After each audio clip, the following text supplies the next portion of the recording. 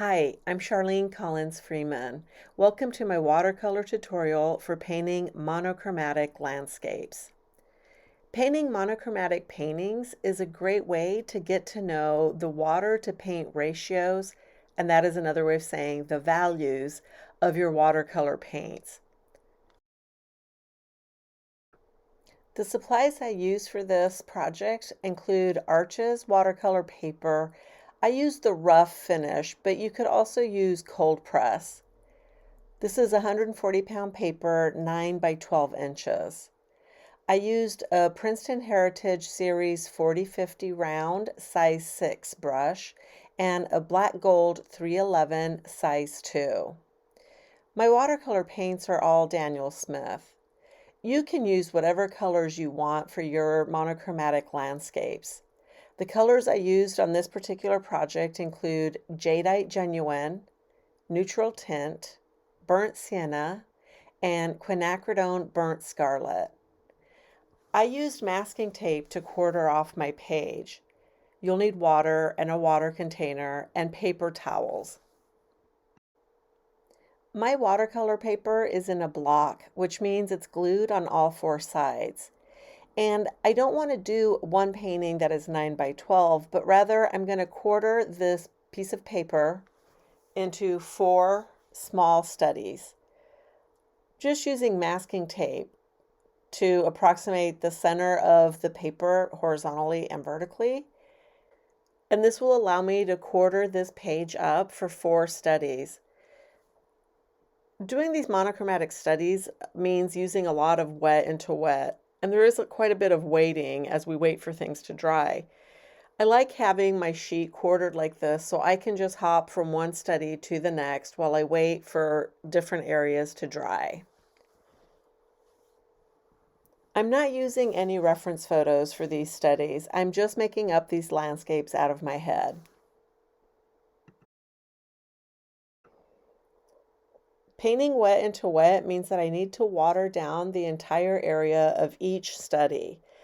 I'll water down each study one at a time as I work on them. I fill up my brush with a lot of water and then apply it to the paper. Don't be stingy with your water. We want it to have a nice shine on it.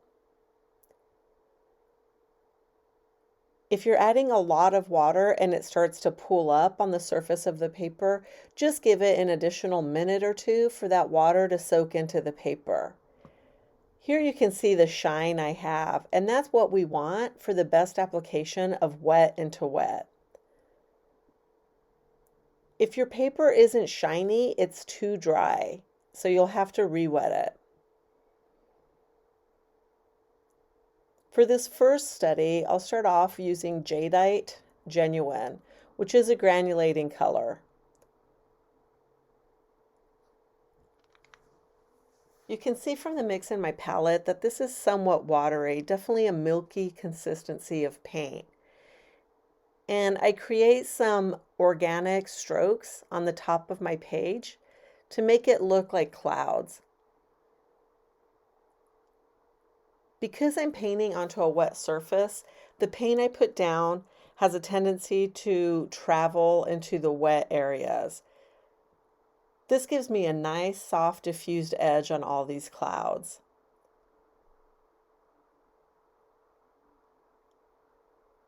For successful monochromatic studies, we want to be able to control that water to paint ratio. Painting with more water for lighter areas and painting with less water and more paint for areas we want darker. I want to let that green sky dry, so I move on to the second study. Again, I start off by watering the whole area. Once I've applied a nice layer of water to this page, I'll start painting with neutral tint. Again, I'm making sure that there aren't any little dry spots on my paper before I begin painting. I'm using neutral tint and I just painted it right on top of that green paint I had earlier. Neutral tint is pretty dark and it'll just absorb that color. Instead of clouds, I'm going to make a more soft and diffused sky without any clouds in it for this one.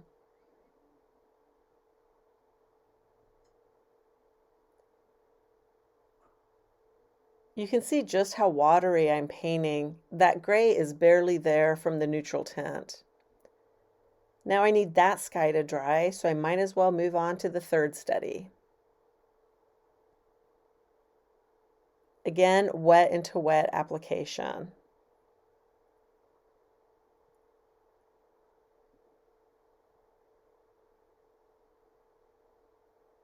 Even though these are monochromatic studies, and classically monochromatic means painting with just one color. However, for this third one, I decide to use neutral tint, burnt sienna, and quinacridone burnt scarlet. I mix them together. For the most part, this will look monochromatic, but we'll have some areas where there is more of the burnt scarlet and some areas where there is more neutral tint. The burnt sienna really ties the colors together, but you can see here how I'm mixing neutral tint into my burnt sienna and creating some darker clouds.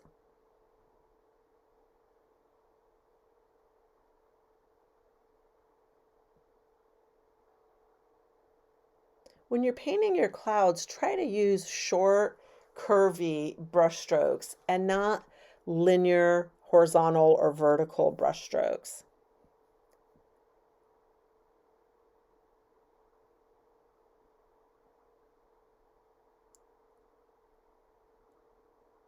And while the sky dries, I decided to go ahead and start painting in the landscape on this.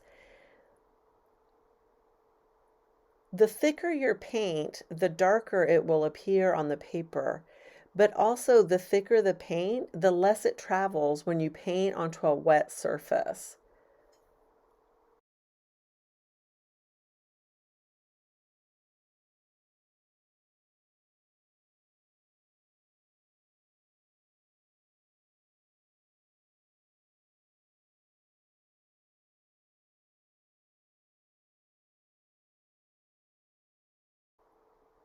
For darker areas, I add more neutral tint and go back in and paint some dark areas on the clouds.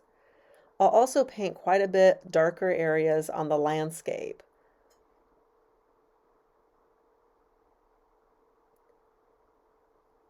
I'm painting the land part while the paper is still wet so that I can get both diffused clouds that are soft in the sky, but a diffused, moody landscape that has soft edges on the land as well. The paint is traveling quite a bit into the wet areas, and I don't want those clouds to swallow up all the white of the paper. So I use a tissue to pick up some of that paint. When I use that tissue, I'm really just dabbing at my paper and my paint. I don't want to push down hard on it. If you push down hard, it has the effect of drying out that area, and you'll get a hard edge where the paint meets that dried out hard area. But I don't really want any hard edges in the sky. So I just dab lightly with my towel. That'll clean up some of the paint, but it still leaves the paper damp enough that we can have those soft edges. And now for this very dark landscape on the bottom, I'm using very thick paint. Even though I'm painting onto a damp piece of paper, the paint will travel minimally in this area.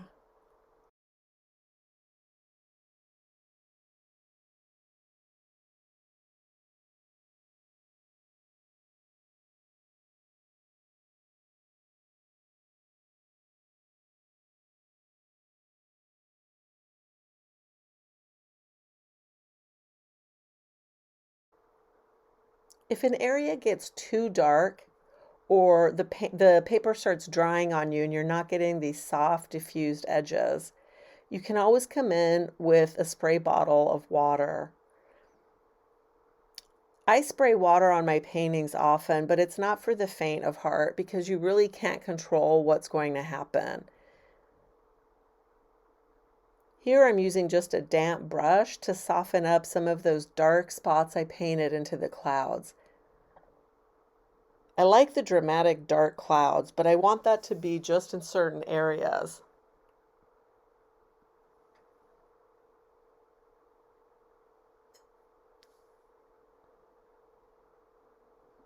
I put down my bigger brush and pick up the smaller brush to paint in small details. My paint is fairly thick, and you'll see that as I paint it, it does not travel very far, even though this paper is still damp. You can see from my palette just how thick my paint is.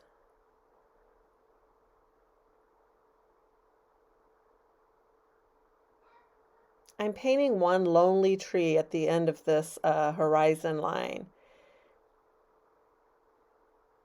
But that shape is growing too much. Even though my paint is thick, I'm finding that it is still traveling. And my tree is looking really like a big blob at the end of my painting.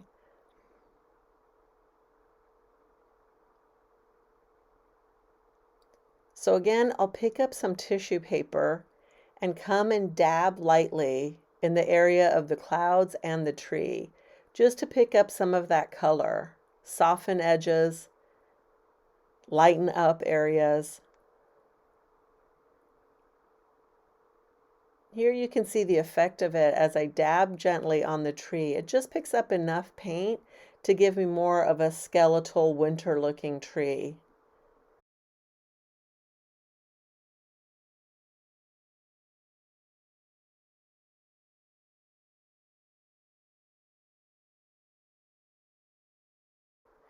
Those dark shapes I painted into the clouds are turning out to be too dark, so I'm adding some of that quinacridone burnt scarlet to the neutral tint.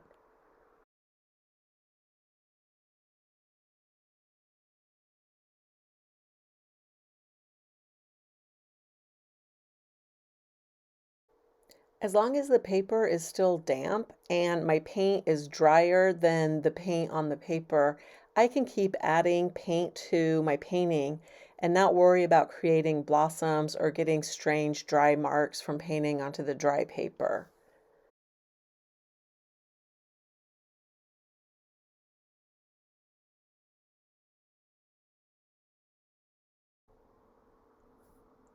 I dab at those clouds again to keep the paint from traveling too much, but also to change the shape of some of them. I'm not that crazy about the way some of these clouds are turning out.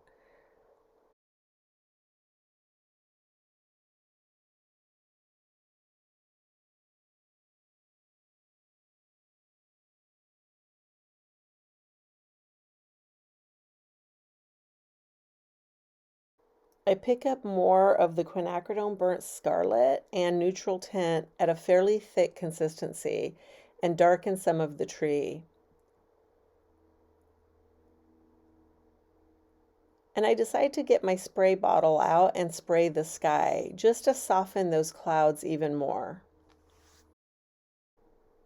Using this spray bottle like this creates some effects that I really enjoy, adding a moody atmosphere to these landscapes. However, it's impossible to control the effect and may not be for you if you find that you want more control than that. I pick up all the excess water from the tape and dab at the clouds a little bit more to pick up the excess water. Dabbing like this also allows you to lift out some of the color and reshape some of the shapes.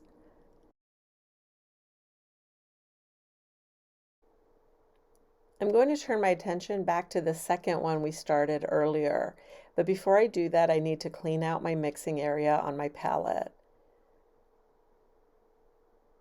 This next study is going to be just neutral tint.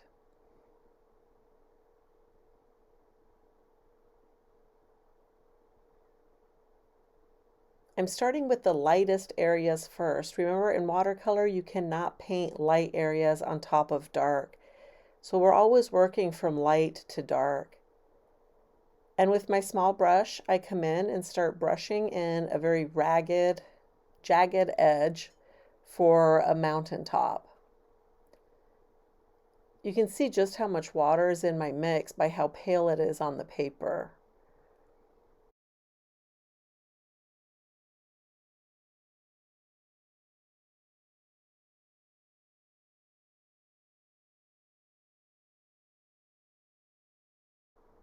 The sky that we painted earlier is completely dry now, and that's why I'm getting a hard edge where my mountainside meets up against the sky. I'll want to soften that.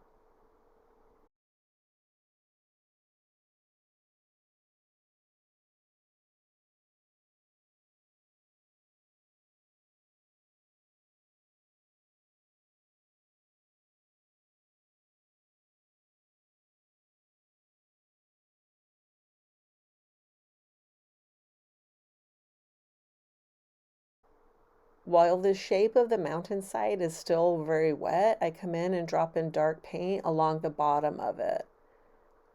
I love the effect this has, implying soft, diffused bushes and trees at the edge of the mountain on the other side of the water.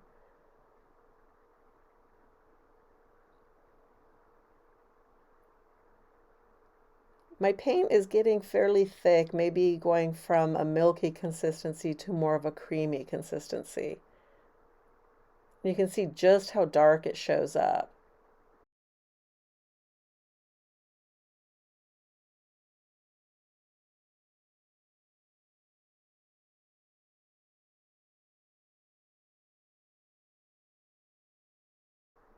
I decide to hit it with my spray bottle again. I really want to soften that edge of the mountain. And you can see just how much I've softened it. It's kind of disappeared even. But I can use my paper towel to stop that paint from traveling up into the sky and recreate that side of the mountain.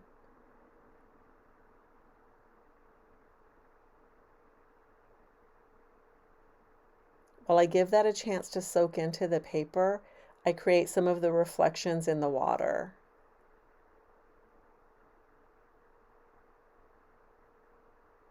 To make these monochromatic paintings interesting, you want to be sure you have a lot of variety in your values. Leaving the white of the paper is always a plus as well. It creates more drama and gives you the lightest light possible. And then you can move into light tones, medium tones, and dark tones. I need to give that study a chance to dry, so I move on to the fourth study. Again, starting wet into wet.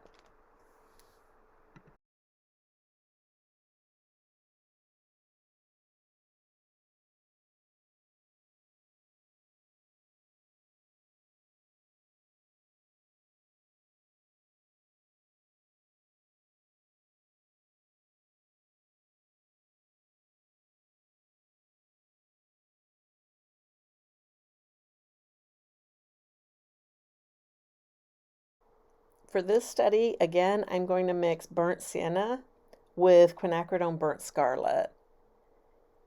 This will be a really simple study of a few clumps of ground and a couple of trees or weeds.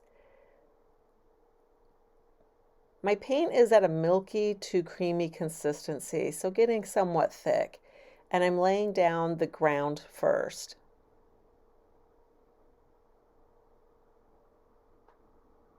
With just a little bit of paint in my brush, I paint in a moody sky.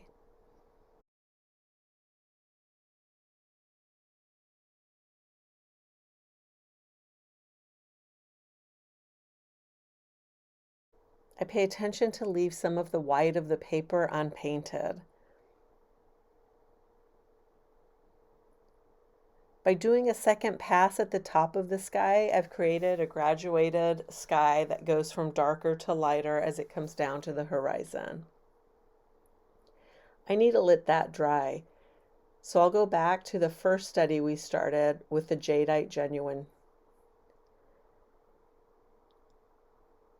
For this study, I'll create a mountain scene with a lot of evergreen trees. The ones in the distance are going to be the lightest ones. Here you can see my paint is really thick and it's going down fairly dark, but I'll come back in with a wet brush and lighten that. Those first two evergreens I painted are starting to fade right into the background, so I come in and touch a little bit of darker paint into them. The green sky behind it is not completely dry yet. It is a little bit damp, so I am getting those diffuse soft edges, which are so great for these atmospheric studies. Here I barely have water on my brush and I'm just pulling paint from that dark tree I painted at first. and adding just a few touches of darker paint.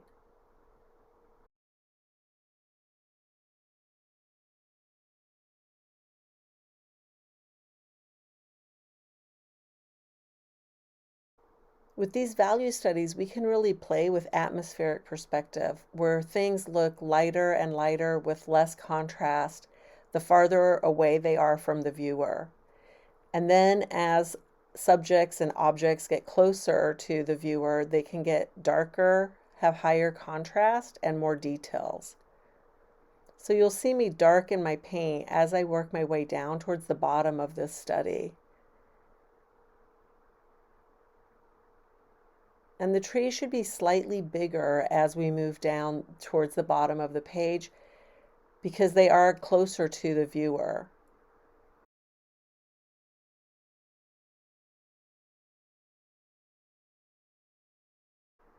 The closer to the viewer that an object appears, the bigger it is, or at least the bigger it appears with perspective rules.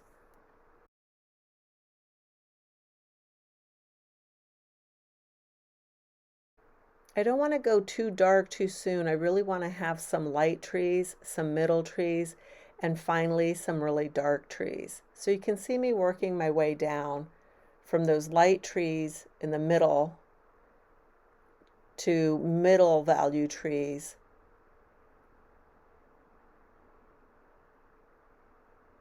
As you paint your trees, also think about giving yourself variety. We want variety in the shape of our trees and the size of our trees and the value.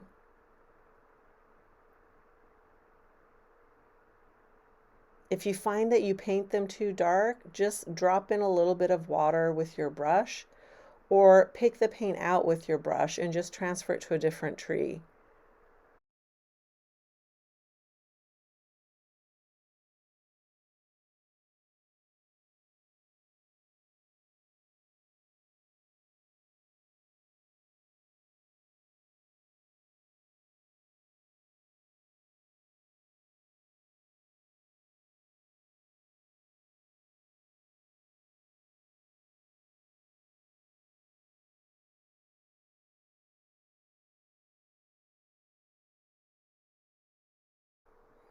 My trees are getting progressively bigger as I work my way down, and I've decided to paint one that's leaning over as well.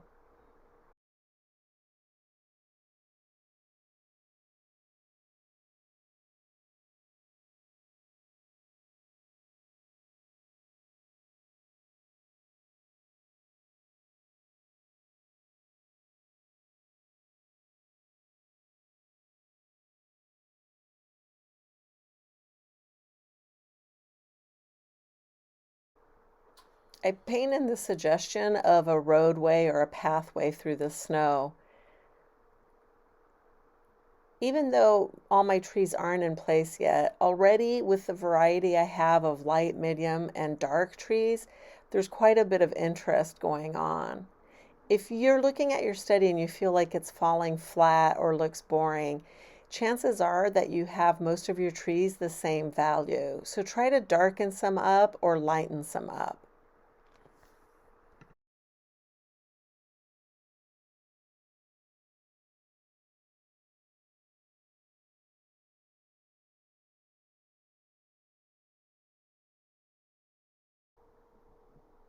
Some of these shapes are somewhat indistinct, and I don't think I really need to define every tree that I paint. This roadway looks like it's headed nowhere, so I better put a few really light trees in the background. That gives an end point to that road and makes it a little bit more interesting in the middle of the painting. I don't need to paint trees into every square inch of this study, but I can use just water on my brush to bring some paint out of those trees and into the surrounding areas. That helps to fill in some of the negative spaces that are happening between trees without having to fill every little shape up with a tree. Letting some white specks of paper show up, not just in the sky, but also on the ground cover, and then painting some of the ground cover by just dragging paint from the trees into that area will keep adding to the sense of variety. Here I'm getting towards the bottom of the study, so it's time to make those trees quite a bit darker.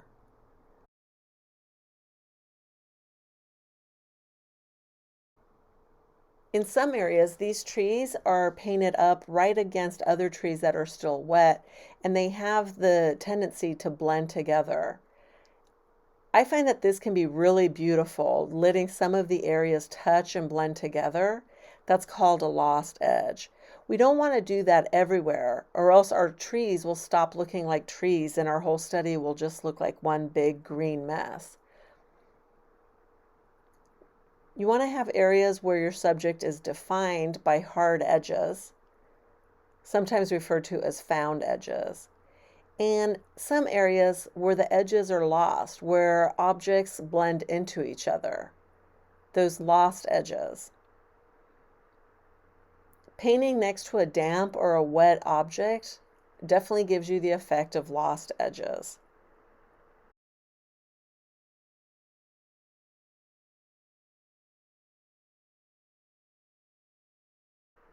To get this darker green, I'm just painting with the same color, thicker. This entire study is just done with the Jadeite Genuine. A lot of our watercolors can look very different with adding more or less water to them. Sometimes they look like they've been mixed with a second or a third color, but they're really not. They're just changing based on how much water you're adding to them, which is a pretty magical aspect of watercolors.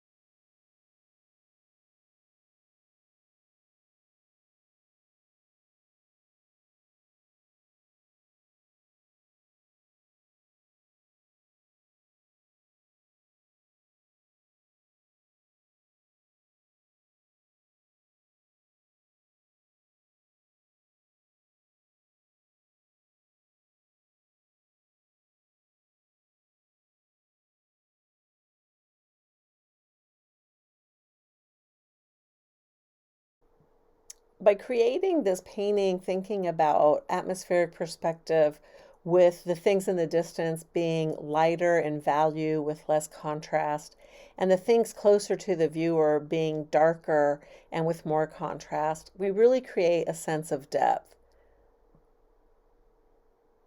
This is one of my favorite exercises to do when I'm playing around with my watercolors, trying to achieve an entire landscape or an entire still life with just a monochromatic approach. You'll really master the water to paint ratio that is required in watercolor painting. I'm done with that first study in Jadeite Genuine. I'm going to turn my attention back to the study right next to this green one, the one that is just neutral tint. I have the background done with that faded mountainside. And I want to do the middle ground and the foreground, which again means I'm going to be getting darker and darker. Still creating some of those evergreen shapes.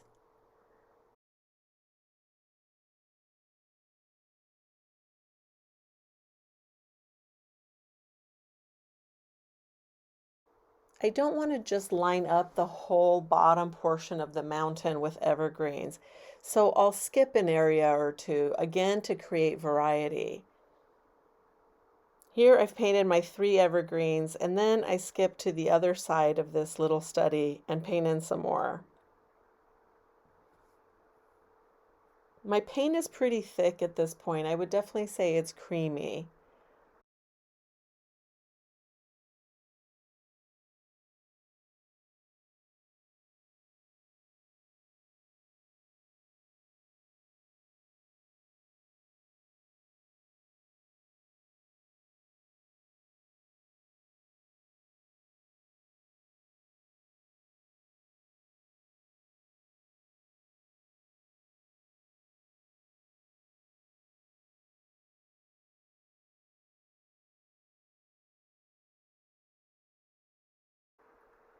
Still working with my small brush and that darker, thicker paint, I'll add a few details towards the bottom of my painting in the foreground, creating some dark reflections in the water.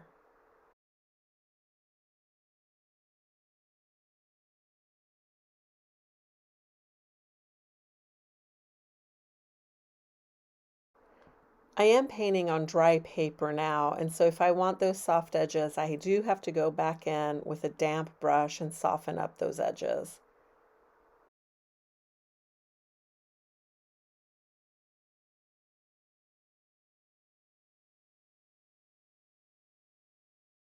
Rinse my brush out in the water, and off camera, I tap it out so that the excess water is left in my towel.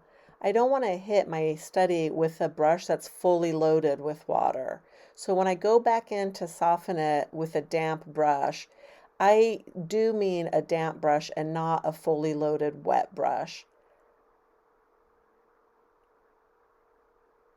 And now that I'm done with that one, I'm turning my attention to our last study. I've mixed pretty thick burnt sienna, quinacridone burnt scarlet, and neutral tint. And I'm creating a few shapes for winter trees.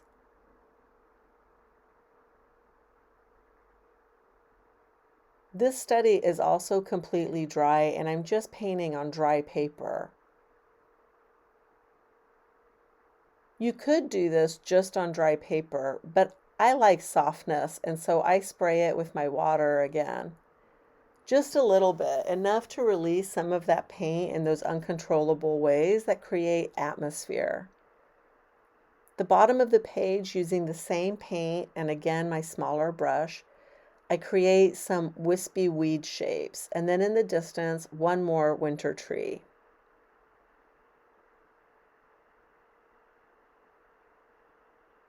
I spray just a little bit. With the spray bottles, I feel like you really almost have to experiment and shop around. Some spray bottles send out a very harsh spray of water. Some have more of a misty. I like the misty spray. I add a little bit of salt to this. The salt has the effect of pushing away the paint in small areas, sometimes creating a snow effect. I can't know the effect of that snow until the painting has completely dried, and then I can wipe that salt away. Don't try rubbing the salt away until your painting is completely dry. And before my painting completely dries, I come in with some more of that dark mixture. This time it has a little bit extra neutral tint in it, and re-emphasize some of the tree branches.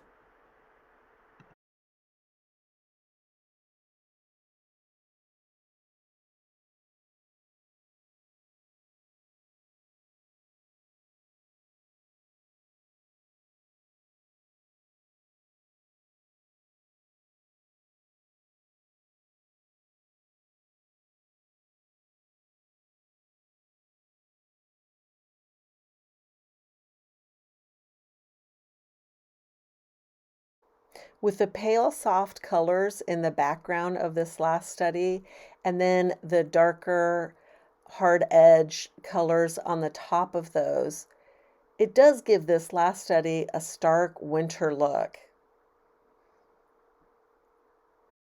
Here are my 4 final studies. I've waited until they're completely dry to wipe away the salt and remove the masking tape.